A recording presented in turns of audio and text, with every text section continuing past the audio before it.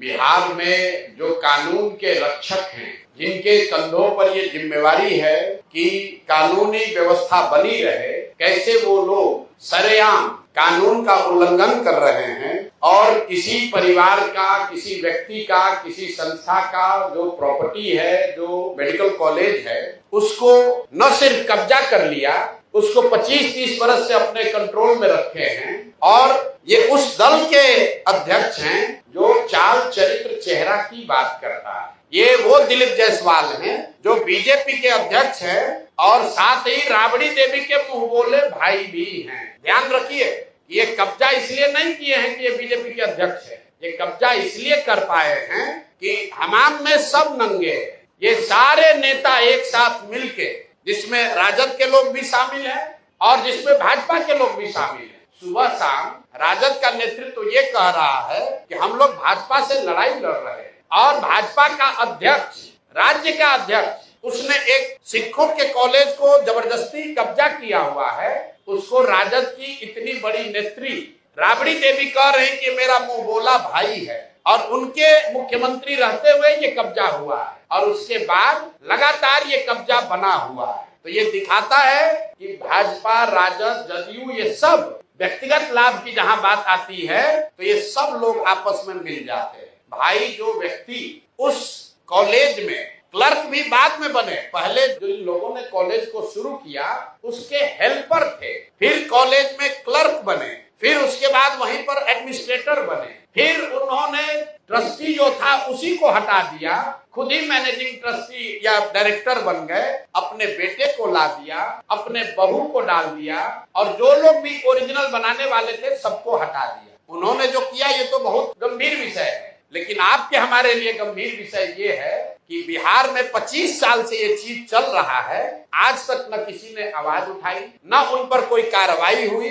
न उस आदमी को कोई डर है, बल्कि वो आदमी क्लर्क से बढ़ते बढ़ते अब भाजपा का यहाँ का अध्यक्ष बन गया है। ये कैसे संभव है? ऐसा नहीं है कि बीच में ये मामला उठा नहीं है। एक व्यक्ति राजेश शाह की इसमें संदिग्ध हत्या भी हुई है, उस पर केस भी हुआ है। उस परिवार के लोग मुख्यमंत्री के दरबार में नीतीश कुमार से आकर मिले हैं, नीतीश कुमार ने आज उस पर जांच की बात कही है और जिस एसपी ने साहब को, ये दिलीप जायसवाल को क्लीन चिट दिया है, अपेरेंटली उन्हीं की पत्नी के बारे में कहा जा रहा है कि उसको मेडिकल कॉलेज में एडमिशन देके उनको MBBS कराया गया। तो ये जो पूरा मॉडल है, इस कॉलेज का इस्तेमाल राजनीतिक लाभ और पैट्रोनेज के लिए खुलेआम 25 साल से किया जा रहा है। अब एक आंकड़ा सुनिए, 50 से ज्यादा अलग अलग पॉलिटिकल परिवार के लोग, उनके बच्चे, उनके परिवार के सदस्य बिना किसी एडमिशन टेस्ट के मैनेजमेंट कोटा से इस कॉलेज में उन्होंने एडमिशन लिया, वहां से मेडिकल की उनको डिग्री मिल गई और वो सब दिलीप जायसवाल को बचाने और मदद करने में लगे रहे। जब भी पिछले 25 वर्ष में दिलीप जायसवाल को कोई परेशानी हुई, जिससे भी परेशानी हुई, उस व्यक्ति को, वो चाहे राजनीतिक नेता था या पत्रकार था, पुलिस वाला था, जुडिशरी का था, या तो उसको पैसे और बल से दबाया गया, अगर नहीं हुआ तो उसके परिवार में किसी आदमी को मेडिकल में सीट देकर इस आदमी ने मैनेज किया। और इतनी बड़ी बात 25-30 साल से लगातार चल रही है और किसी की हिम्मत नहीं है कि दिलीप जायसवाल पर सवाल उठाए। तो जन सुराज ने तय किया है कि हम लोग इस मामले को न सिर्फ उठाएंगे बल्कि इसको समाज में, जनता के बीच रखेंगे, लीगल लड़ाई लड़ेंगे। ये अब इससे बच नहीं सकते। और हत्या का भी उन पर आरोप है, FIR है, राजेश शाह के हत्या का FIR है बजाप्ता साहब पर। वो डिटेल आज नहीं दे रहे हैं, हमको मालूम है अभी ये लोग हल्ला मचाएंगे, तो अगला प्रेस कॉन्फ्रेंस में आपको वो भी डिटेल देंगे कि जो मैंने आपको बताया कि एक जो संदिग्ध हत्या हुई है इनके साथ रहने वाले व्यक्ति की, राजेश शाह की, उसकी बहन, उसके भाई, उसके माँ, वो 20 वर्ष से दौड़ रहे हैं, इंसाफ की मांग कर रहे हैं, अभी तक उस पर कोई कार्रवाई नहीं हुई है।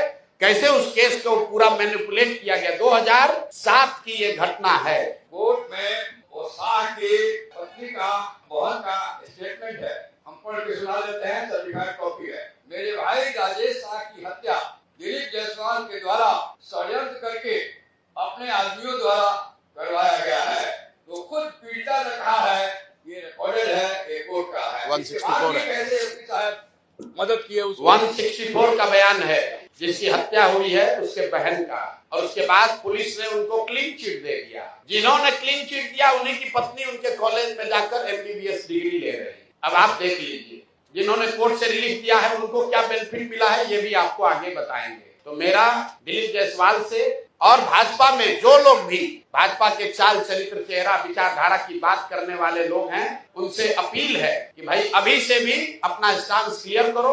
अगर थोड़ी भी शर्म बाकी है तो पद से इस्तीफा दीजिए, और नहीं तो जो अमित शाह जी हैं, मोदी जी हैं, जो कह रहे हैं कि ना खाएंगे ना खाने देंगे, वो आकर इस पर बताएं। उनके पार्टी का राज्य का अध्यक्ष, उस पर हत्या का आरोप है, एक सिखों के माइनॉरिटी कॉलेज को कब्जा करने का आरोप है, उस पर बीजेपी का क्या कहना है। और उसके साथ साथ आरजेडी वाले बताएं कि उन्होंने अभी तक इस पर क्या कार्रवाई की है। 25 साल से भाजपा से लड़ने का दावा करने वाले राजद वाले लोग, मुसलमानों के रहनुमा बनने वाले लोग, माइनॉरिटी वंचित की बात करने वाले लोग, तुम्हारे राज में सिखों के कॉलेज पर कब्जा हो गया, उसको तुमने मुंह बोला भाई बना लिया, उस पर आज तक टीका टिप्पणी क्यों नहीं की। आपको बता देते हैं क्यों नहीं की कि लालू जी के जो 2 साले थे, जरा जाकर पता कीजिए कि उन दोनों सालों के परिवार के कितने लोग इसी मेडिकल कॉलेज से गलत तरीके से डिग्री लेकर डॉक्टर बने। नाम हम नहीं बता रहे हैं, आप लोग खोज लीजिए, वो अभी जवाब देंगे तो उनको नाम भी जारी करेंगे कि लालू जी के परिवार के कितने लोग उस मेडिकल कॉलेज से डिग्री लेकर निकले। तो मेरे भाई, ये मिली भगत है, सब आपस में मिले हुए हैं और वहां पर एक कॉलेज को कब्जा किया। जिसने आवाज दी उसको या तो मैनेज किया या उसको मार दिया, उसको दबा दिया। करतार सिंह जी जो वहां मैनेजिंग ट्रस्टी थे, उनको केस में फंसाया, जेल में उनके साथ मारपीट की गई, उनको इतना टॉर्चर किया कि करतार सिंह जी किशनगंज छोड़कर भाग गए। जब वो किशनगंज छोड़कर भाग गए, उसके बाद जाकर उनके साथ दबाव में समझौता करके केस विड्रॉ कराया है। तो भाई ये बात पब्लिक डोमेन में आनी चाहिए, भाजपा का भी, उसके साथ जदयू का भी।